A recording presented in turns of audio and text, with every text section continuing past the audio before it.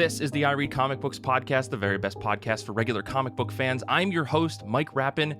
Joining me this week, the Knitmaster herself, plus two lore keepers of Nun-Ya business. This week, I'm joined by Kait Lamphere. Hello. I just started a new knitting project, in fact. I knew it. I could tell. It was all speaking to me from the universe. And I'm also joined by Aubrey Lyn Jeppson. Hi. Yeah, I got my crochet hook here, so we might have to fight later. Yes. No, I'm just kidding. Oh, cool. That's what this podcast is about now. Yeah, now we're crafting. Hello. Welcome. And I'm joined by Chris Solis. Hey, I'm very interested in getting a wizard hat. If either one of you can design that, that'd be sweet. Oh, I can sew that. I don't think I can crochet it. Oh, that'd been awesome. Well, if you crocheted it, would you put like the wires? I don't know. We can talk about it after. Yeah. Okay. We can talk about this after. Anyways, we're here to talk about comic books. That's what we're here to talk about. And more importantly, Aubrey and Chris, you guys you're working on a Kickstarter called The Order of Nun-Ya, which we're going to talk about later in this episode. For folks that maybe don't know who you are, I guess, Aubrey, could you tell us a little bit about yourself and what you do? Yeah, so I am a comic book editor and letterer and sometimes writer. I do more of the first two than the last. I've edited some anthologies. I've edited a lot of indie books. You just had C.K. Carpenter on the podcast a couple months ago. Yeah. They're my co-editor on Unseen Unheard, which is about disability and neurodivergence. So we're working on getting the art for all of that, and then hopefully next couple of weeks we'll be compiling it all to make the digital and print files so we can send those off. So yeah, I just help people make their comics a lot. I love it. That's like maybe the most unspoken position in comics in some ways, absolutely. Right? So we very much appreciate. I think assistant editor might be the one that's less spoken of, but yeah. Oh, okay. It goes even for Yeah. maybe it's like There's it's a like color hierarchy. flatter, right? And then like Yes. assistant editor, right? So many people go into making good comics. Hidden in the credits. Yeah, absolutely. And I guess Chris Solis, what's going on? Who are you? What do you do? Hey, how's it going? I'm writer and self-publisher, Chris Solis. I've been in some of the anthologies that Aubrey has edited and got to know her, and that's where our working relationship has blossomed and grown into great things. But right now I'm doing my own Kickstarter for that Order of the Nun-Ya. Real fun sci-fi stuff. But other than that, just trying to make comics. More sequential art in the world is more beautiful world. Amazing. Well, I'm very excited to talk about that Kickstarter in a little bit, but today we have to start the show as we do every episode, and that is talking about comic books. So I have two legally mandated questions that I have to ask, and that is, how have you been? How have comic books been? Let's start with Aubrey. What have you been up to? I have been good. I mean, all things being equal, comic books are great. It's a great time to be in comic books. I have been reading FML by Kelly Sue DeConnick, Davis Lopez, Chris Peter, Clayton Cowles. It's been really interesting because I was like a huge Hawkeye and Mockingbird fan, and David Lopez did the art for that like almost, 11 years ago, I think, 12 years ago. And so it's been really interesting to see like how much has changed in his art style. And you can still see I don't know, it's just cool to see like an artist evolve over a decade, and just like the stark contrast when I was thinking back to like stuff I'd read a long time ago. But it's a cool book. It's very topical. It talks about it's the story of these kids and their mom.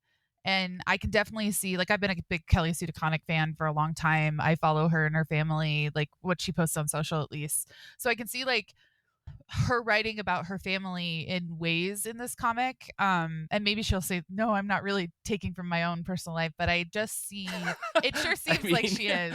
I've read the book as well, and it very much seems like, from what I know about Kelly Sue, it seems like she's just picking up her life and putting it right into the book. Yes, yeah. And there was even like, she's talked about like ADHD, and I have ADHD, and it's in the comic as well. And so that was interesting. Like, at one point, one of the characters is struggling in the second issue, and he's like, take your Adderall. Some guy's yelling at her, and she's like, there's a shortage, a-hole. And that is a struggle. Getting those medications is a struggle because like they're a controlled substance, and people are like, I'm lucky I have a good relationship with my pharmacy, because like I have to call in and be like, hey, can I refill that prescription? They're like, we don't know when it'll be here. And I'm like, I don't know if this is like a control issue where they're trying to be vague so that like someone doesn't try to raid the pharmacy or what. But I don't know. It deals with like natural disaster. It deals with magic. It deals with punk culture, which is definitely relevant to me and Solis's interests. We're little alternative babies ourselves. You know, and I turned 40 this year, and so it's interesting to see it from the back end. Like at one point, the mom, Patty, she's talking about her friend, and she's like, she used to be a really hardcore punk. Now she's a lawyer. And it's like, how do you evolve from like the rebel of your 20s into like the adult of your 30s and 40s and 50s, you know? And so I think there's a little bit of, and it's got that like Kelly Sue DeConnick charm of like, there's so much mundane in it, but it's like very relatable and very still magical and surreal, you know? Sure. So, because I think that is a touchstone in a lot of her projects, is like she just knows how to hit you in the soul here or there, you know? Like I still have quotes on my wall from her Captain Marvel run. I've followed her work. She's the reason I'm in comics because I went to a workshop of hers. So amazing. I don't know. It's just really, it's fun to see her hit back in comics and just really, I don't know. I wasn't like, when I opened the book, I didn't realize how much I would relate to the story, because like I don't have kids, so that like I'm not a mom except to dogs. You know, I'm one of those people. Sure. So, but still, I was like, oh man, I really identify with Patty for sure. So absolutely, I think it's cool. The first issue is told from the perspective of the son. The second issue is told from the perspective of Patty. So I'm interested to see if we keep changing perspectives to different people in the cast, or and she's got the same thing she had with Bitch Planet, or well, the team has the same thing that they had with Bitch Planet, where there's some like cool Zine-esque stuff in the back matter, which I love. Like Bitch Planet had like fake advertisements and propaganda, and you've got that vibe too in FML. So, and I mean the colors are cool. The lettering is really interesting. Like I was reading through it from a lettering perspective and like, ooh, I want to try some stuff with the stuff I'm lettering currently for Unseen Unheard in those comics that I'm working on, you know. Like it was interesting too because it's such a contrast with what we've like Mythmakers. The lettering was very different in Mythmakers than it was for FML. So and I, being an editor, like that's how I come at it. I like to look at all the different perspectives, because like that's what makes up the whole of the story. It's not just the writer's work, it's everybody's work as a collaborator. Yeah, absolutely. And I thank you for reminding me. We are also going to be talking about our Goodreads book of the month that was selected. We're talking about Mythmakers. I completely I knew we were going to do it. It's in the doc. I just completely forgot. Excuse me. Mythmakers, the remarkable fellowship of C.S. Lewis and J.R.R. Tolkien. We're going to be talking about that too. There's so much in this episode. It's a lot to contain in my head. But I guess before we get into that again, thank you, Aubrey. I'm very excited to hear to see what FML number 3 does. I'm also following this book very closely. It's that book right now for me that as soon as it comes out, it's right to the top of my pile. It's the next thing I have to read. So I'm super duper hyped to see where this book goes. But Kait, what about you? We're gonna move over to you. How have you been? How have comic books been? I have been good. I've been reading really widely. Like everything I've been reading is very different, which doesn't happen a lot. I feel like I get into these little micro genres and I read 4 things at once, across all of my media, like prose books, audiobooks, comics. But this is a different time, new year, new me. I am also reading something, or I also read something from the perspective of a teenager. So this actually fits in with Aubrey's read a little bit. And that was Off Menu. This is by Oliver Gerlach, Kelsey Jo Silva, and I found this at the library. Shocker. Really? It's a regular thing for me. This is a young adult OGN, so it's all contained into one book, and there's this strong food theme, and there are queer characters, and I feel like this fits in with books like The Tea Dragon Society and Chef's Kiss, and talking about microgenres. I feel like that's a whole microgenre these days, and I love it. This takes place in a world with fantasy creatures as well, and the character design is just delightful. You have these animal human hybrid creatures, or you have ogres, goblins, recognizable creatures as well. And the young woman who is the protagonist, her name is Soup, which is I very love that. appropriate. I love that. She works in a kitchen, and she was actually like raised in this kitchen. She was like found as a baby and taken in by this group of people, and she works there now as a teen. And she's also active in the like street food market that is her local community. We see a lot of that in the book. And as young adults do in these young adult coming of age stories, she uncovers how the system has taken advantage of the people, which in this case is like the restaurant owner and the market.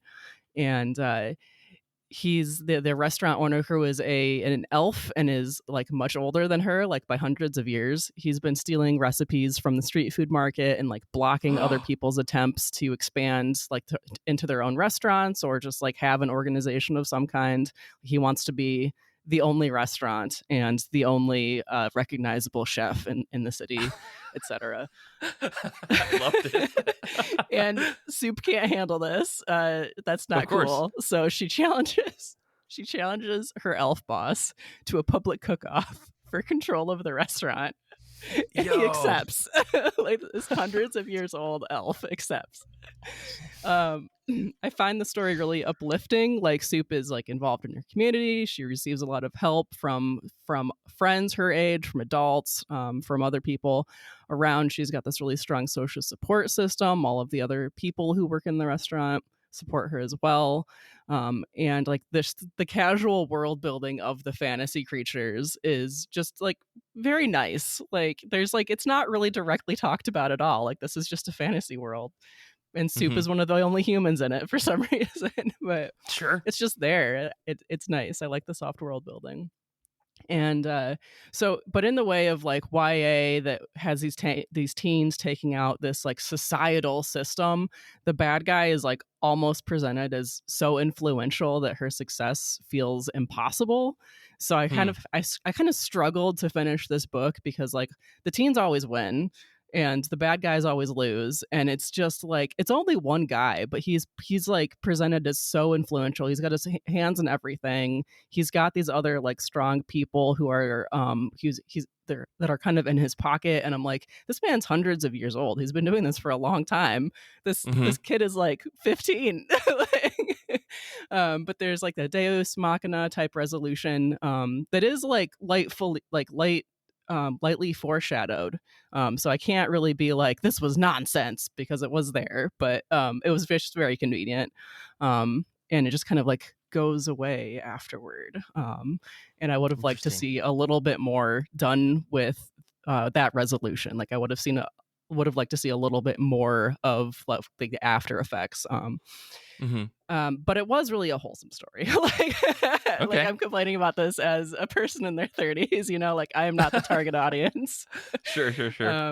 But if you like, wholesome queer fantasy, YA, and or cooking, Off Menu is definitely a strong suggestion from me. Cool. I it sounds like you're waiting for Off Menu 2 on the menu, yes. Right? That's well, this it does end very nice. Like there is a nice little wrap up. So I spent way too long just thinking about that. I'm sorry, I wasn't paying attention to anything you said. No, this does sound very, very nice, Kait. I always appreciate the fact that you and Kait Scotchless are bringing these like YA books to my attention, because I feel like they're never on my radar, and like the only time I ever hear about them is either from you two or the times I do go to the library, and I'm like, there's so many comics that just aren't on the radar. I don't understand how this is possible. Someone needs to fix this. That's a discussion for a totally another time. Solis, you want to tell us how you've been, how comic books been, what you've been up to? Yeah, definitely. I've been good, except for with a slight tinge of anxiety of throwing a Kickstarter, the fun of trying to get your comics out into the world. If in case you want to check it out while we're talking, it's ordernunya.com. Nice and easy. You can get there. Comics have been amazing recently, actually. Really loving a lot of the creator teams that are coming together. I just finished Laura Kinney's Wolverine. Erica Schultz. Okay. Is it Giada Bielso? It's so hard to get that nice Spanish name. I think you're good. Yeah. Yeah. Rochelle Rosenberg and letters by Corey Petit. Really awesome to see that kind of come together after the age of Krakoa and everything. It's kind of scattered everybody. But it's nice to see the girls kind of find their spot, and especially Laura. Everybody's still kind of raging against her just because she is Wolverine, people on the internet. But in that, like, watching her just kind of do Wolverine stuff in this first comic was so glorious and so beautiful. And it was hardcore. She gets acid in her eyes at one point. That was just like, this would be in a Logan book. This is perfect. Yeah. I don't understand why people would ever fight this. Erica Schultz is doing amazing work just writing action stuff. That's really why I picked up the book. I loved her Elektra stuff, her Daredevil run. All of that was just leading up to this, and even more X-Men doing X stuff. It's great. I have loved it. Yeah, a lot of the stuff was just kind of Laura doing Wolverine stuff, which is amazing because she gets one whiff of kids in trouble, well, mutants in trouble, and goes right off to Dubai to try to find them. They bring back a real interesting aspect that, like, I haven't seen in X books. I'm pretty sure it's buried somewhere in an X Factor or something. But mutants that are used as drugs. Like, this one mutant has the ability that the sweat secretion comes out as basically ecstasy. That's their name that they give them, ecstasy. Whoa. But it, like, blows my mind to think of, like, yeah, people would abuse the hell out of that. They would steal them away and hide them and try to get every drop out of them. That's really terrifying as that mutant. Yeah. It's like, yes, I want to see that kid saved. And so much of it was just exactly the old X adventure that you always want to see, just a little kid getting saved, somebody being reunited with their family. And Laura finds that path for herself in that first one of just like, nope, I'm Wolverine. I'm going to do this. And everything about the comic was so well put together. Of course, it's one of the big two, so they're not going to pull any things of trying to lure little indie people in, but it's solid. It's a great book. It does amazing stuff, and really thinking about just how long X-Men have been going on and how many of these characters have been fought against to be created or after they've been created. It's still nice to see them. Like, Kamala's in there as a guest, and it's just things like that. They're like, yeah, it's good to see these kids pick up and carry on. I'm a really big fan of strong women heroes, heroines, whatever, but I love the fact that there's being more of them, especially now more that, like, Gail Simone, Erica Schultz are getting chances at big giant books, and I'm really excited to see more of it. Yeah, flagship books. That was one of the more, like, I can't believe Marvel's doing this announcement. I think was Gail Simone on Uncanny X-Men is like a crazy pick, and not that she couldn't do it, but just like I feel like that the X-Men books have been helmed for so long by like the same 12 dudes. I figured go back and refer to Claremont. Yep. Yeah. That's interesting. So really well. Yeah. I've been like really off the X-Men book since the end of Krakoa. Like, my heart was genuinely broken at the end of that era. But the way you're describing this Laura Kinney book, like, I love Laura Kinney. Like, as far as I'm concerned, she's my Wolverine. Like, I've never had an attachment to Logan as Wolverine, but like that all new Wolverine run that Tom Taylor did back in the day, like, solidified, like, this is the character that I want to read forever. Like, Marjorie Liu's run is one of my favorites as well. So you're getting me back in, and I really, really don't appreciate that. I'm just going to put that out there. Same. I don't need to get back into X-Men. God damn it! I did renew my like Marvel subscription for Black Friday when it was super cheap, so I need to go check that out because this sounds good. All right, man. I'm so angry right now, but I can't get into that. Instead, I'm going to talk about a book that I read this week. I've been pretty all over the place. I said this last week on the show. We are planning the biggest thing that IRCP has ever done. And as we get closer and closer to next week Sunday to actually talk about it, I still can't believe that it's happening and that we're going to do it. So be excited, be hyped, because that's all I've been spending my time on outside of sending massively large emails to every single person that I know on the show, because that's apparently what my job is now. It's just sending huge emails to everybody, and just doing more and more work for the show. But I did go see Nosferatu this weekend. Don't recommend it. I'm the only person on the internet to say that. Take my recommendation with a lot of salt, because I don't recommend it, because I was not as impressed as everybody made me. Everybody made me hyped to think it was going to be one thing, and it turns out it's just another horror movie, and that's fine. But I'm very, very frustrated by it. But I had to say it publicly to everybody. So this week I did sit down and read a comic, and that is Lampblack number 1 through 4. This is a book I backed on Kickstarter very randomly. I saw like the art for it. I saw it was pitched as Miyazaki meets like horror with like, I don't want to say steampunk, but there were Zeppelins involved. So I was like, I'll try this. Let's see what it is about. The story's by Camille Longley with art by Pablo Pepino, letters by Joel Saavedra.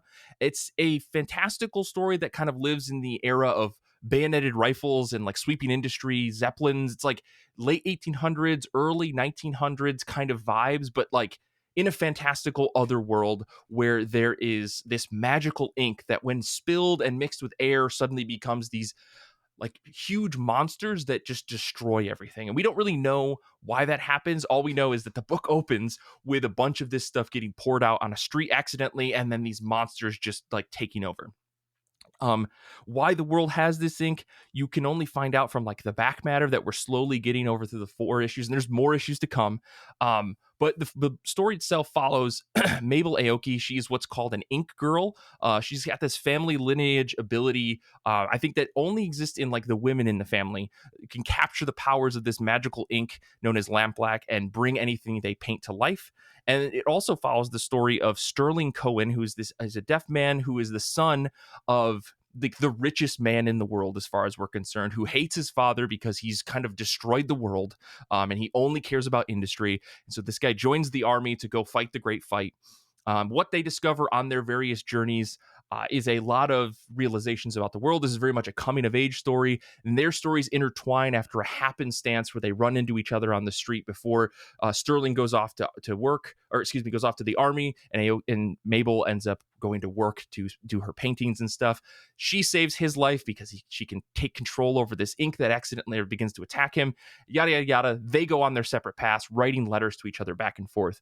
I cannot express how much I loved this book and found it so frustrating because there are so many like oversights or plot holes or assumptions that are made throughout the story that like for me I was like, did I miss like a chapter? Did I miss a page where they explained why X happened? Did I miss a page why, when Y happened? Or there's like this interaction that's kind of assumed to have happened, and I like kept getting mad about it, but I kept like flying through the pages of each and every issue, because in my head that idea of, oh, it's a Miyazaki film, right, kind of stuck with me. And it was like, does every single piece of a Miyazaki film get explained to you? It's like, no, you kind of have to just live in the world, and all the things that you don't understand either get explained or they don't, and they just enrich the world.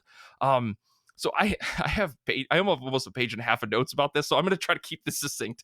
But the art in this book is really what kept me going, I think.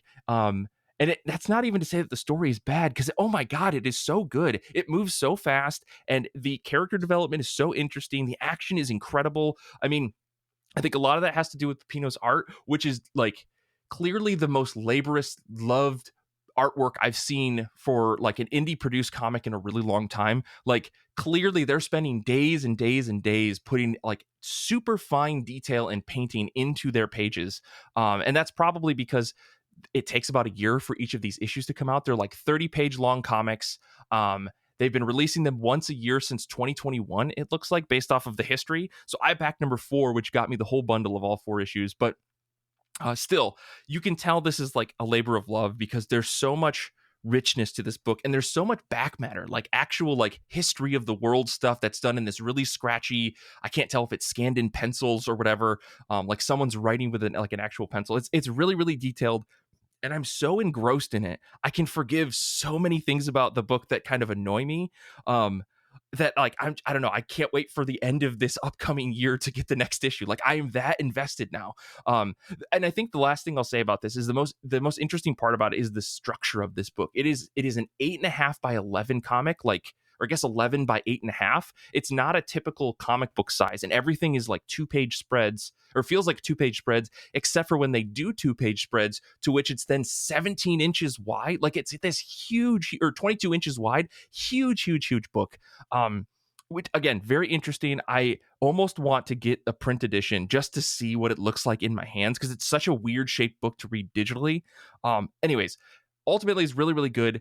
I found it, like I said, a little frustrating, but oh my gosh, I think like reading all 4 issues back to back, I am super, super bought in. And I really love this series, and I cannot wait to read the next one whenever it comes out. Like, it's such a cool book. If you just take a look at the Kickstarter pitch, I think you'll be bought in as well. So like, cannot help but recommend this book despite its problems. It's so, so good. It's Lampblack number 1 through 4. It's an amazing, amazing book.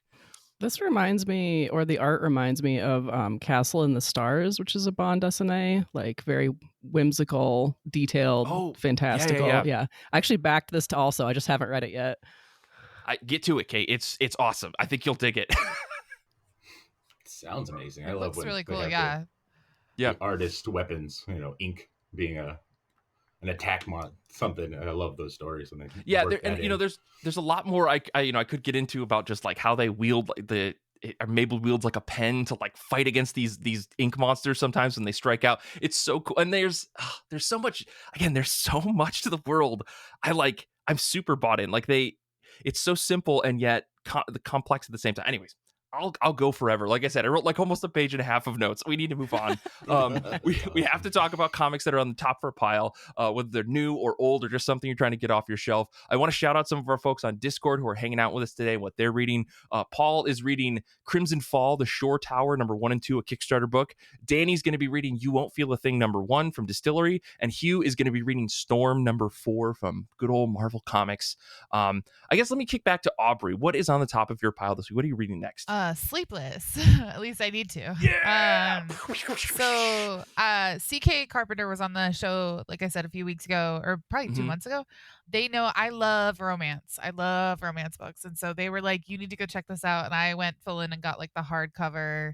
It's beautiful. It's so, I mean, I back a lot more digital these days, but I thought I want a physical copy so it can sit around my house, and eventually I will pick it up and read it, because like I said, I have ADHD, so I'm really bad about like I also got Somna's on my shelf over here that I really need to read. I started reading it and then I forgot. So I'm really excited because it just seems to have everything I love. Like it's kind of it's a knight and a prince, or she's a lady, not a princess, but and her life's threatened, and I love stuff like that. That's my bread and butter. So I'm really excited to dive into this. I was not super familiar with anybody from the team, so but CK is always really good. Like when they read something they think I'll love, like they got me on The Hunger in the Dusk. They were like, I think you'll love this, and every time it's a banger. So I'm excited to check that out.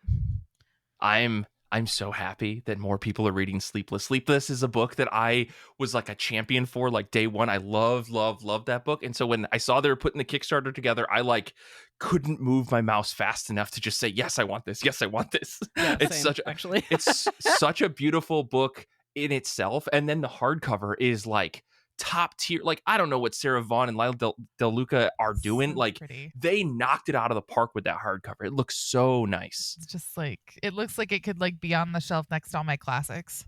Hell yeah. Hell yeah. That's so exciting. Oh my gosh. Well, let me talk about a book that is on top of my pile this week, and I'm going to be reading. I have it somewhere. I didn't grab it, but it's called It's All Greek. This is by Meredith McLaren. This is a Kickstarter book as well. It's a travelogue by McLaren about her trip to Greece she took in 2022, where she was trying to just like get out into the world and do something after kind of being just shut in for almost 2 years. I don't know. I'm always mixed on travel logs. Like some are fantastic, some irk me a bit for reasons that I can't really put my finger on, but any excuse to get more of McLaren's art in my life, I will gladly take. McLaren is the artist on Black Cloak. If you've read that series, she does incredible work. This is like a monotone book where it's like black and white in one color. But I'm a fan of the quote that she put on the Kickstarter, which was, I learned things. I ate a lot. I tried to catch an exclusive Pokemon without incurring roaming charges. And you know what? I get that. I feel that in my heart of hearts. So yeah, I've got the physical copy at home. It came in the mail a few weeks back. I think it's time to sit down and read it. And I do want to shout out our good pal, Paul G on our Discord, who did the proofreading for this comic. I think that's really cool. Proofreaders are very important as well. Another one of those people up at the top of the list that aren't credited enough. But Paul's got a big old shout out in the book, and I think that's really cool too. But love this, love the look of it, just flipping through the PDF and the physical book itself. It looks really nice. I'm excited to sit down and just chill out with reading about someone else's experience in Greece, because I don't know if I'll ever go, but I want to see what Meredith got up to. Have you guys read any travel logs? I don't know if you picked up any of those books before. Not really, but I definitely identify. I'm gonna go to Florida next month, and like the idea of like catching Pokemon in a place you don't live. I don't even play Pokemon that often, but I will open that app when I'm on vacation because I'm like, maybe I'll get something I don't have. You know, like. I love it. I think I don't want to diverge too much. If you're in Florida, there's a chance you can get some of the Southern Hemisphere Pokemon randomly. I'm just going to say that. Okay, good to know. So, good to know. just Because calling I'm a it out little frozen desert kid up here in Wyoming. So. Okay. Yeah. Well, we'll chat after this. I'll give you some tips. I'm a hardcore player. Anyways, so Lisa, what's on top of your pile this week? What are you reading next? Mine is actually Space Mullet. Daniel Warren Johnson's return to his origins, or at least the graphic novel version of his awesome early work. Him, who else was on that? Sean Lee did colors. And design. So that was really cool. Just small team making stuff. It's always inspiring as a young up and coming creator. But just seeing it or there is like a monochrome almost. I think it's only just black and white and the light blue coloring in it. But it's really impactful on how they kind of set up a lot of the, space kind of feels of the long shadows and the really cool things. Yeah. But in that, it's a space marine doing their stuff, going out, trying to get in adventures. As Daniel Warren Johnson can draw, because God knows that's dude. The big he does amazing, impactful work. Yeah, the stuff that he picks, he really gets the mythology of the actual characters into his book, and it's really great. Like what he's done with Transformers was mind blowing, considering that like everybody writes that off as just some kid show that was made for to sell toys. Now we have full on gigantic mythology built into these Energon and how that's crossing over into other places. He's got an amazing gift to bring all these books that he loves to life. And I'm really excited to see what he does with just characters that I don't know about. Do a Power Bomb was the top of my list for last 3 years or so, because I came from indie wrestling. I did backyard wrestling. But like that book hit me so hard in every field that I could. I just lost my mom not too long ago. So hell, I want to wrestle all of hell to get her back, and that sucked me in. So I'm excited to see what he does in space. It's the same thing we're trying to do, get out there and make some sci-fi stuff. So it looks super awesome. I can't wait to dive in. Hell yeah. Space Mullet. I that is like I think the only Daniel Warren Johnson book I haven't read. That's amazing. I guess I didn't know that this book was out. I'm gonna have to find this. I'm gonna track this down. Thank you for bringing this to my attention. I really appreciate that. No, as far as I know, like he did regular entries. I think they're blog entries to pulling them up, but now it's collected into the whole thing. Hell yeah, it is glorious. See somebody work that hard for so long, and now it's all paying off. What's interesting is I was just clicking through the website. I think Brian found the website and posted it in our Discord. And I was looking through it. I can see bits and pieces of the first book that I read by him, which was Extremity. You can see a little bit of that in this original book. So it's cool to see, like, pulling from your early work into like something bigger. That's very, very fun to see. But yeah, this is cool. This is amazing. Anyways, I have all sorts of thoughts about Daniel Warren Johnson too, but Kait, let's get to you. Let's talk about what's on the top of your pile.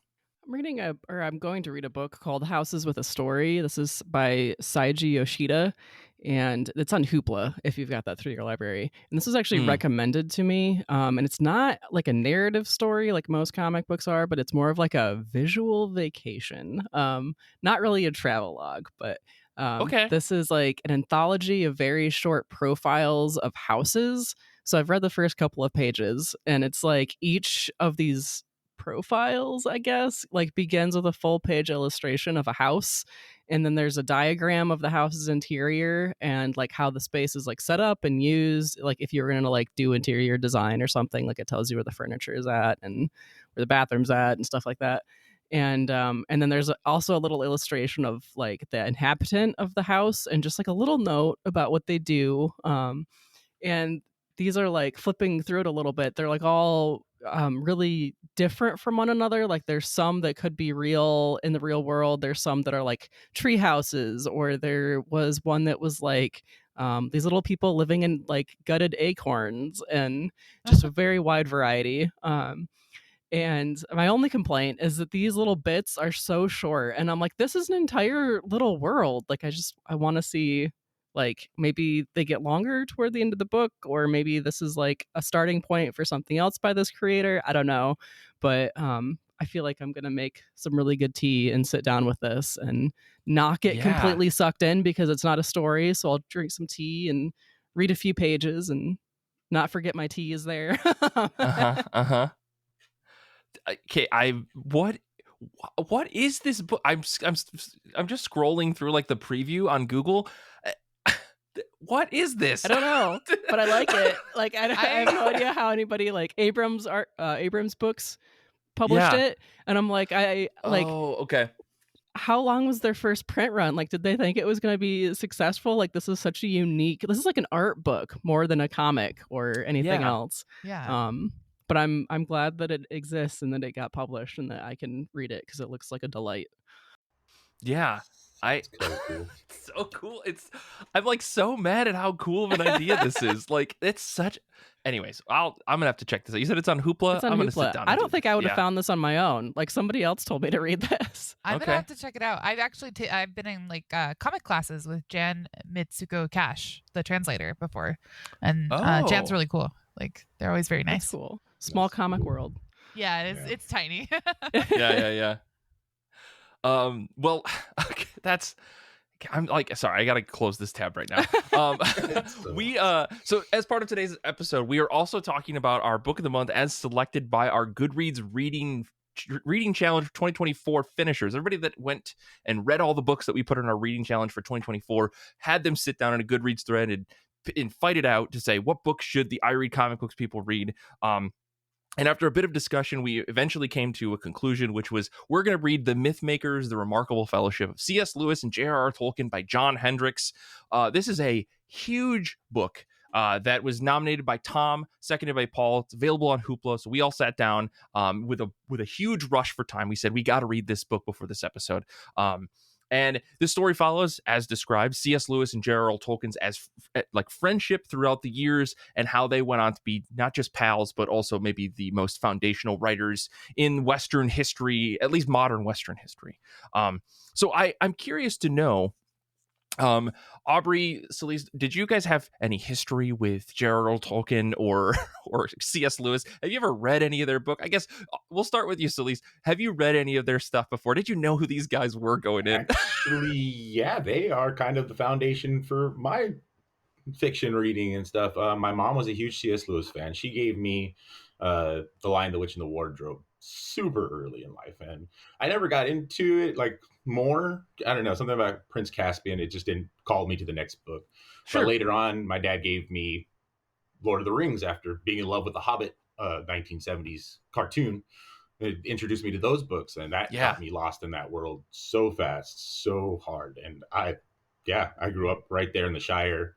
I was in line every movie that came out afterwards. It's glorious to like, not really knowing that my parents would have this kind of tie between them, but it's really sweet to think about like the differences between C.S. Lewis and Tolkien are right there along the lines of, you know, how they battled with religion. Same thing I feel like my parents had to do, but a lot of it is just deep writing, and everything about them having to live through the war. It's crazy, but it's still there. Like, my dad went to Vietnam, so there's still the echoes of having to live through the terror and horror that is war. But so much of it's just attached to my growing up and finding little places to escape to, little things. The explanation that they give of C.S. Lewis, like starting off his fiction selling, was dioramas. And I clung onto that so well just because I used to do action figures. Like, I set up weird, you know, the stuff that brings everybody together across multi dimensions and all that stuff. Like, I had those stories as a kid playing in the pool, like not written out specifically, but sure. Like those ideas all coming together and playing with these little figures within it. Like, that's the start of writing characters. That's the idea of working with characters that are already established. All these things is so great. But knowing that he did that to dioramas and came up with this huge backstory of this little forest thing that he just created with his brother, that was huge. That was beautiful to see. All in all, like, yeah, they're really attached to me and me growing up and my parents, so. Yeah, no, that's amazing. I mean, like, who'd have thought we'd be able to pick a book that could be so just directed directly at you? I really felt that way when I started reading it. crazy, but oh, so good. No, I definitely attended like all those midnight showings of Lord of the Rings, like when those movies came out. I have like the box, like the fancy box set. Mm-hmm.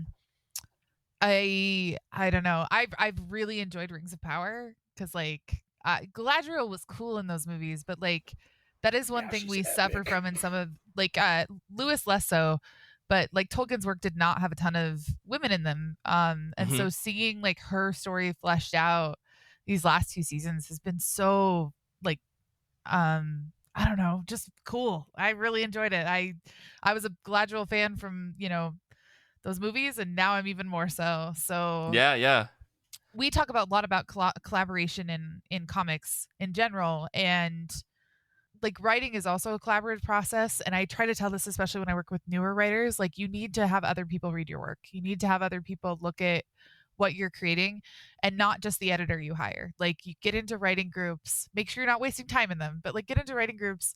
Like you could see that these men had a community around them of other creatives and other intellectuals that they could go through and bounce off stories. And that's how you get, I believe that is how you get the best possible fiction is, I mean, Mary Shelley had that too. She had people around her as well in her little community, like that were also creative. And so none of us create in a vacuum. We create in community usually. So yeah, I found that to be really, I don't know, like in my head, writing is a solitary thing, right? Like it's a thing that you do by yourself for yourself, right? In my head, right? I don't know if that's totally not the truth, but the fact to hear that like these guys were bringing just like chapters of their books to this group that they called like the Inklings and stuff, like such an interesting thought to be like, okay, these guys just sat down and read drafts of the Lord of the Rings or drafts of any other books they were working on. It's such a cool idea. It like kind of shatters this idea that you have to do this kind of stuff like creative work alone, especially when it comes to prose writing.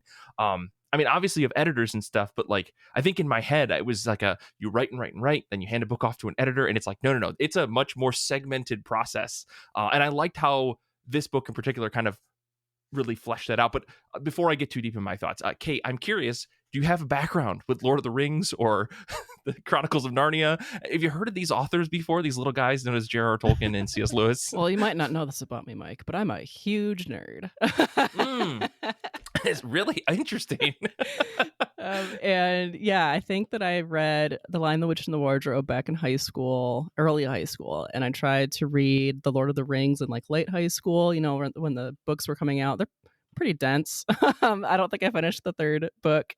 And I've read The Hobbit a couple of times. I really enjoy a little bit more simple story that way. Through The Hobbit. And I also love the Rings of Power that's going on right now. And I did try to read more into The Lion, the Witch, and the Wardrobe series. I do have the entire box set, really nice covers and like a little gift box. But I think I only made it through like the first 3 books or so. Okay. And I have heard of this friendship between J.R.R. Tolkien and C.S. Lewis. Same. So it was nice to dig more into that with this book. Yeah. I mean, I had heard of that as well, and I wasn't sure what to make of it because I think I really never understood like what their actual relationship was, other than just like they knew each other. That's kind of what I always thought in my head. I didn't realize that they were like the driving force for each other to really create 2 of these, like at least to create Tolkien's Lord of the Rings and Silmarillion and The Hobbit and stuff. Like I didn't realize that was where their relationship really started.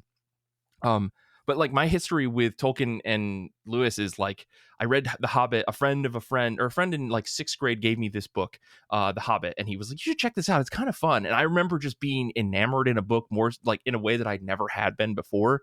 I think that was a book that really got me into like, oh, you can read other things other than the books that they give you at school, So I remember being just enamored with it, and I never really picked up Lord of the Rings. I didn't know that there was more of it, I think, until the movie started coming out, and people were like, "Oh no, it's like the same thing from The Hobbit," and I was like, "You're kidding me," right? And then of course I never read the books. I just watched the movies, but I knew that there was this relationship between Lewis and Tolkien, and of course being like a little shitty 15-year-old kid, I was like, I heard that C.S. Lewis guy's really religious. Let me read his books and tear him apart with the religious allegory. Like that's where I was with my head. And it turns out that like that first book in the chronological story, like the Magician's Nephew, I think is what it is, like chemically altered my brain in a way that made me think, oh, multiple reality stories can be like a thing. Because in my mind, that's where that story went. And I always had like a real strong fondness for those books, despite whatever religious things you may read into them. I loved in Mythmakers, like Lewis points out, is like, I didn't necessarily intend that. I was just doing like hero's journey stuff. You can read whatever you want into my books. Like I wasn't trying to make this big allegory. I thought that was pretty fascinating to read about in the book that we read today. But so I've had like this connection to both of those. And I'm also a big fan of the movies and Lord of the Rings movies and the not the Chronicles of Narnia movies, I guess. But so, and then watch Ring of Power and stuff like that. But one day I'll go back and read Lord of the Rings. So yeah, I guess all that said, curious to know what you guys thought of the comic book that we talked about, or we were supposed to talk about here, which is the Mythmakers.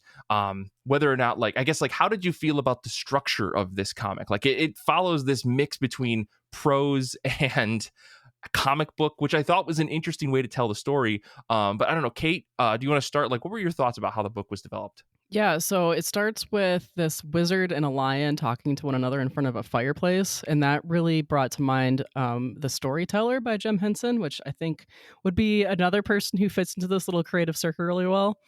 And then it's like a really I think it's a really meta book. Like they literally talk about the structure of the book, and the lion is like, are you sure the reader is going to be following along with this? And there are these asides in the rear matter, and the lion is like, pause here and go read pages blah blah blah, and then come back if you would like, or just keep reading, which is what I did, because I figure if they made them sidebars in the back of the book, it's to not interrupt the story. And so I was like, okay, I'll finish the story first. I thought it was going to be a choose your own adventure kind of story when that first happened. I was like, when they said that, I was like, oh, what an interesting choice. Well, that's not totally wrong, because at the very beginning of the book, they pick a door to go through, and that's where they start the story at. And like, in theory, they could have started at any point in like this otherwise chronological journey through the lives of Lewis and Tolkien. But in terms of like the prose pages, the like writing pages versus the comic pages, like I don't normally like that in my comics, but I feel like it was necessary in this one because there was so much information to tell, and I don't think that any of it could have been cut. Like I think that it was all very insightful and like relevant to their work and to one another's relationship and everything. So I would say don't start it the Thursday before you have to record about it, when you only have a few hours to read it before that. Sure. But otherwise, very good book to take your time with. Sure. Yeah, I guess, Solis, what did you think? How were your thoughts about prose in your comics? Are you pro? Are you against? Yeah, I don't know. Like, it's never slowed me down any. I don't mind it. It's especially for these two. It really felt like it balances because they're the intellectuals that were professors in college that would definitely read text and prose and long stretches, especially reading to each other and stuff like that.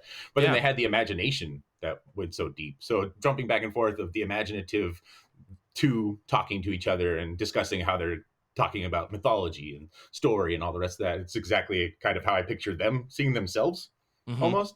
So it really worked to that aspect, and having them represent the other, like the two separate sides, it was really great to see them just kind of be friends. You think of a lion and a wizard, that's just magical fun, but then Tolkien and Lewis talking to each other back and forth, it adds a little bit of flavor.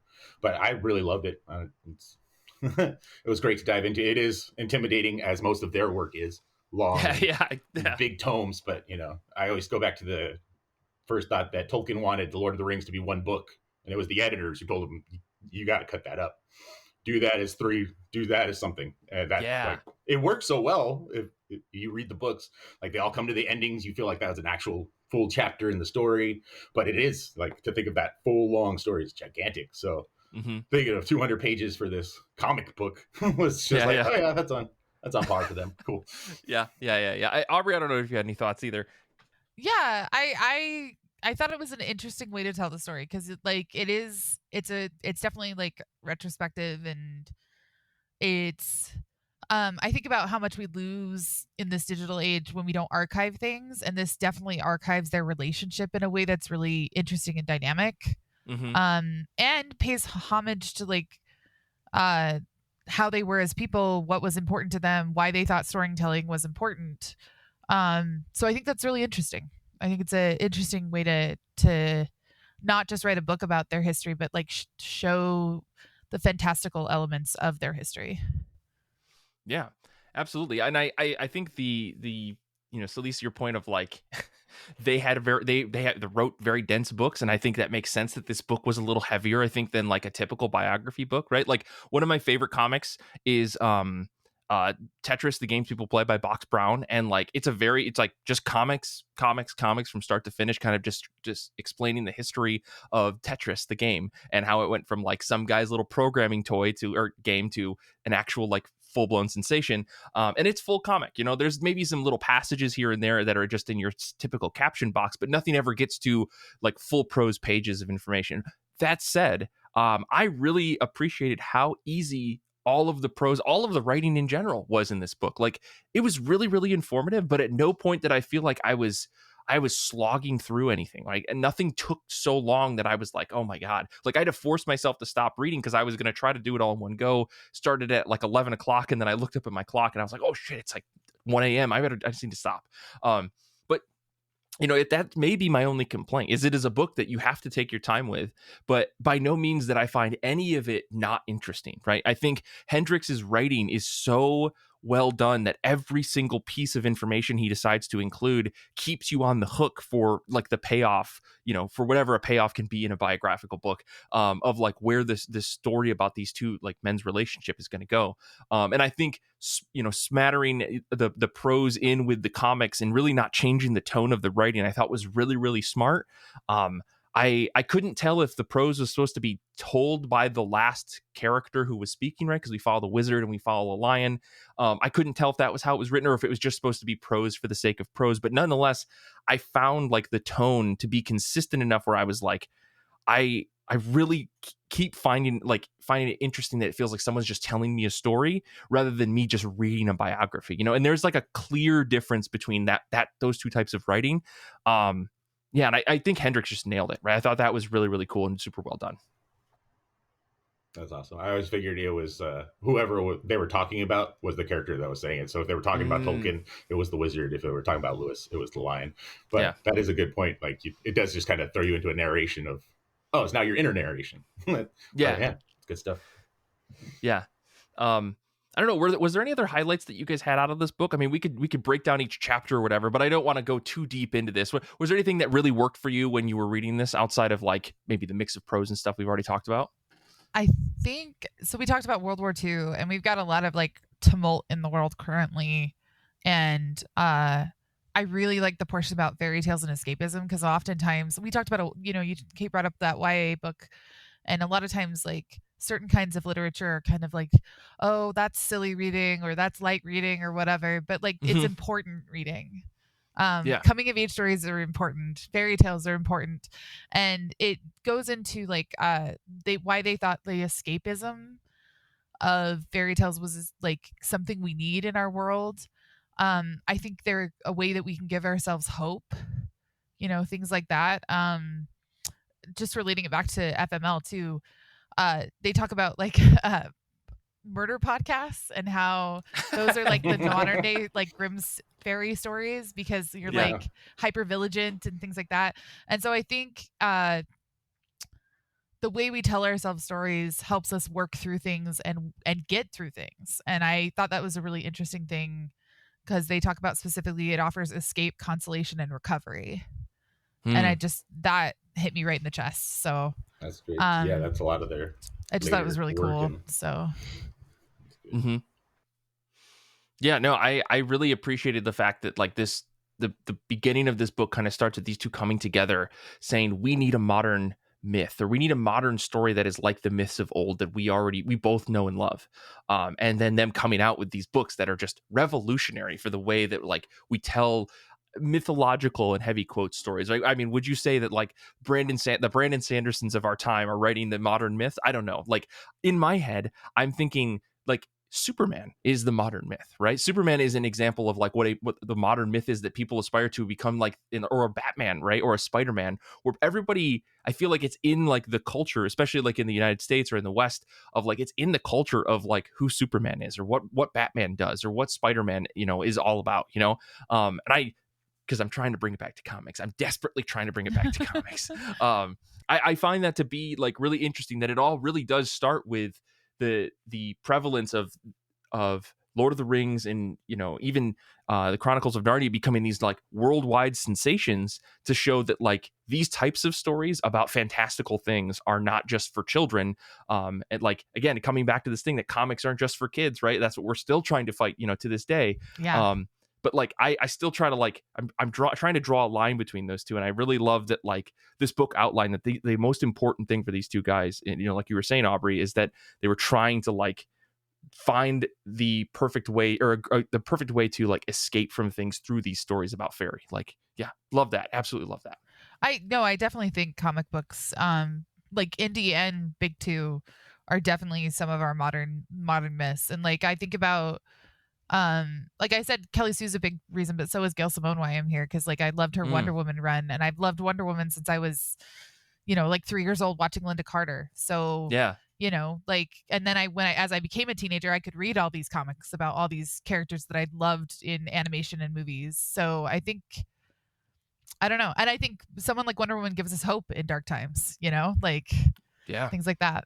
I was going to say the difference between both of them and their escapism in World War One was huge, and like totally dynamic shift of Tolkien trying to write to his soon-to-be wife, or soon early married. I think they just got married and he went to war. But and then C.S. Lewis just completely diving into his own fantastical worlds. Both saved themselves by writing at least hopeful messages in some way, shape, or form. But all of it just kind of built them up to find the hope in the darkest times that they have. Because hiding in foxholes has got to be another layer of horridness that you got to do for yourself.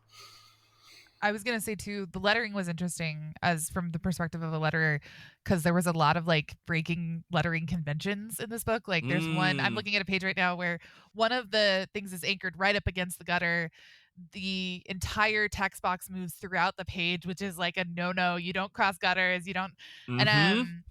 And there's tangents and things like that, but it works. Like you can follow it really easily. And so sometimes it's the weight of like what works, like break the rule. Once you know the rules, you can break them. And I think that's interesting too with comics specifically. I do a web comic as the letterer, and I'm going to be editing the second issue. And the artist loves to break gutters, or have like a character like just kind of standing over the panel behind them. And I'm like, oh no, I'm gonna have to break some rules here to letter this thing. But like I'm embracing it because like I love working with the artist Norn Nikosa, and James Duran is the writer on that. And like it was interesting to see this because like on some level my brain's like no, that's against the rules, but on the other it's like, but it works, it's cool, it's fine. Like, and the lettering style really matches the art too, where it's kind of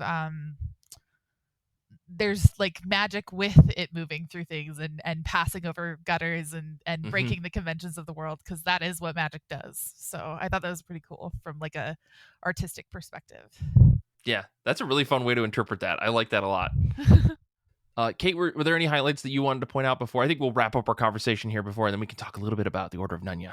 Yeah, you guys have made some very insightful commentary, so I won't step on your toes about any of that. But I did want to say, like, the art in this book, in on the pages, if you look at like the things that are in the background or the objects that they're moving around, or the way that like the walls are patterned, like I feel like there's a lot of Easter eggs in this book. So the first thing I noticed is that at the very beginning, they have a room and all of these doorways appear. Like I mentioned that they pick a doorway. All of those doors show up throughout the story. I mean, I haven't gone back to compare 1-to-1, but like I recognize all of these doorways that they went through. You had like the wooden door in the war scene, and you have like a different textures of doors, different sizes of doors, archways that have doors in them, things like that. And so those all show up later. And there's also like a room that has where they're talking about mythology.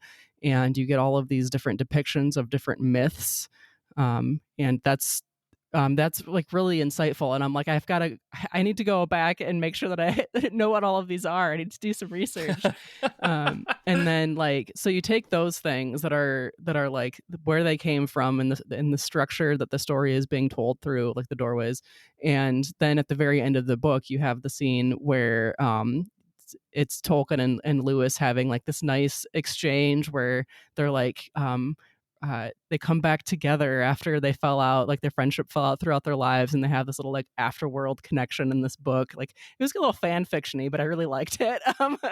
And in that room that they're in are all of these artifacts of their lives and of their stories. Like you have the Minas Tirith tree above the fireplace, and you have a stuffed lion, and you have swords and a wizard hat, and it was just like the way that the art is so well thought out, and there's all of these little details if you pay attention. I thought really added a lot to the story.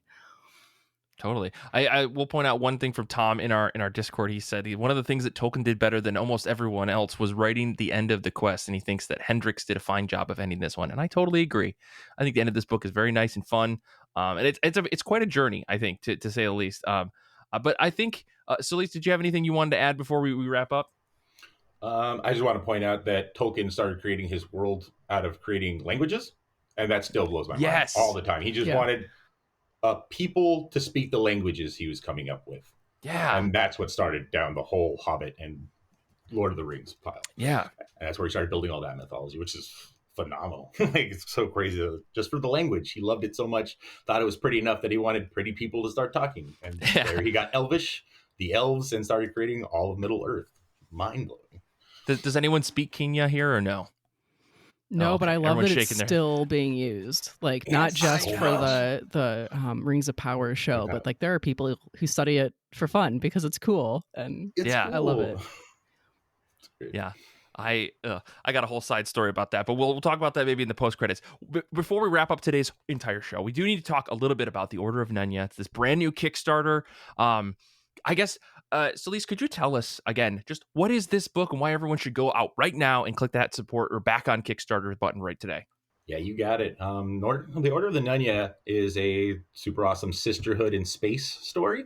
Basically, a 1937 Vatican rifle team, which is a real historical thing. The 1937 Vatican had a female nun rifle team. That picture is one of the last remnants of history on Earth. So in space, people start attaching to it and start creating stories from it and essentially grow this mythology of nuns that save everyone from this one picture. In that, now we have our team that is a bunch of nuns in space trying to save everyone who's being oppressed, tortured, or taken advantage of. And in that, we got a lot of inspiration from pulp, 2000 AD comics, really awesome sci-fi stuff. Aubrey introduced me to Gail Carriger's The Heroine's Journey, which is a shift from the hero's journey in storytelling, which lines up a lot with like Harry Potter and this idea of community more, and a lot of different aspects that like historically heroines have gone through more than anything else. And it really carried into a lot of stuff that we're trying to aim for in this book. And we're like, I grew up Xena, Buffy, Aeon Flux, strong women. Even my dad went to work a lot, so I was left with my sister and my mom. Even then, like, I just grafted on to strong women are feasible, exist all the time. There's no reason to question any of that. But in that, like, I love stories that highlight them. I love stories that, like, I don't know, there's the depth to womanhood that men kind of lose in their Rambo, just shoot them up, blow everything. It's kind of, I miss Sailor Moon. Like, that's how I thought I was learning about women. Sailor Moon taught me just they care about each other. You should care about things. It's stupid, but it's real when it's like, you know, the opposite end is predator, or, you know, something that's just like, oh, you're being hunted, go kill. I see the mentality, but this is just a really great story of women that are going through a huge change. Right now, we're actually just doing the pulp stories to set up the characters. So we have 3 different stories in this first Kickstarter that follow orchestra, treble, and viola. And it's just kind of where they're at before things start really kicking off. So we have it as number 0, volume 1. We have another volume of another 3 stories of nuns. That'll just part this up, and then we kick it off to a really awesome arc that will launch into a new character pull in a lot more people and hopefully just let you have fun all the way through. Cool. And so this first Kickstarter is just the 3 or potentially 5, I think I saw in the Kickstarter story, and then or did I misunderstood something? I do believe it's just 3. We did have hopes for getting 5. We were trying to shoot for like stretch goals, but right now with all the art and things kind of locking up with people, 1 being close to fires and 2 just needing a break from life, we've bundled them all together and put into just the 30-page 3-story first volume. Hell yeah. I mean, you can get real punchy with like 8 to 10 pages each. I really like that. It really gets punchy. The first one opens up with pretty much the full force of the Nun-Ya, and it's really awesome to see giant spaceships, one fighting Nun. They take on some really crazy stuff. It's great. Okay. Do you guys have a favorite page or a scene that you're very excited to see put to page? I mean, I know that's a big question to ask on the spot. It's hard to, because like being the editor, like I also know what like we've changed a lot the second 2 stories, but Treble, so I have ADHD and I'm on the autism spectrum, and Treble has some of those aspects about her, and so like it's fun to see, I don't know, just see that character kind of be silly but also like very calculated and very interesting, because like a lot of times those characters aren't portrayed with like good dynamics, or they're portrayed in kind of a childlike way, and we definitely didn't approach it that way. Like all of these characters are very competent in their own ways, and we talked about Marvel earlier. I'm a huge Black Widow fan. I've cosplayed Black Widow for over a decade, like and this reminds me a lot of like the Red Room Widows, especially the more evolution we're getting in the comics now, where Yelena's more of a companion and sister to Natasha than like her evil rival, because 2 women can't do the same thing. Gotta have a girl fight in these movies, right? Otherwise we gotta battle. So like for me it was like Black Widow meets Sailor Moon meets cool nun costumes, because like they're really just taking it as they've seen this picture of these women with guns, so that must be what women dress like, that must have been the military suit. And so like I said, I'm a cosplayer, so like I'm like, I want to build, like we're hoping someday to table this, and I will probably be in that outfit because why not, like I don't know that I'll have a gun, but I'll definitely have like my cool badass nun outfit. So sure. And hopefully that doesn't upset anybody. Yep. I grew up Mormon, so it's a far departure from what I was like grew up with. But I don't know. I think it's really interesting too to watch these women like reinterpret humanity because they've lost their history. And I think too that is a perspective that like women often uniquely have. We don't always have the written history of women. Like I was talking with my husband the other week about Socrates and how Socrates was very likely instructed by a female philosopher, but we act like, oh, well, maybe it happened, even though we have historical evidence, because like women are often like written off of history. And so I don't know, we have a lot of cool aspects, and it's just kind of like this badass punk banger, like that's what we're aiming for. Well, Solis, what about you? I mean, do you have a favorite? I know that's really hard to ask of like your project, but I'm like, is there a moment that like is a highlight for you that you really want to tell people about? Just as a creator, I have to say that some of the greatest feelings you get is just seeing your character represented like powerfully, and well, in our preview, there's the reveal of Orchestra, our first nun, and that hit me so hard of just. Yeah, she thinks that like, oh, I got to stand up and be this hero to these little kids that are needing saving. But in that, it's totally there. Everything about her is, I'm trying to do this so that way they kind of know I'm okay, I'm cool. But at the same time, she's fighting for her life. She's obviously trying to do dangerous things, all of this stuff. But it hit every bit that I wanted to of just this powerful nun character. And in that, like now I'm just trying to chase that through all of the issues. So if I want each one to stand out, I want each one to be their own person. I want that vibe to be there. So I'm just really excited to see them all come up together and show everybody what that could do. Yeah. I mean, I love the preview for this book. It like totally sells, I think, what the vibe is, which is very exciting. I don't know.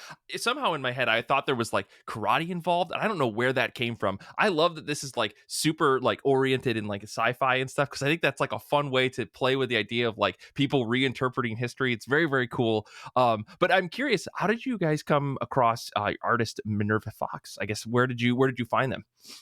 Heavy Metal Sailor Moon. She has a like a fan comic that she made that is a retelling of the Sailor Moon mythology.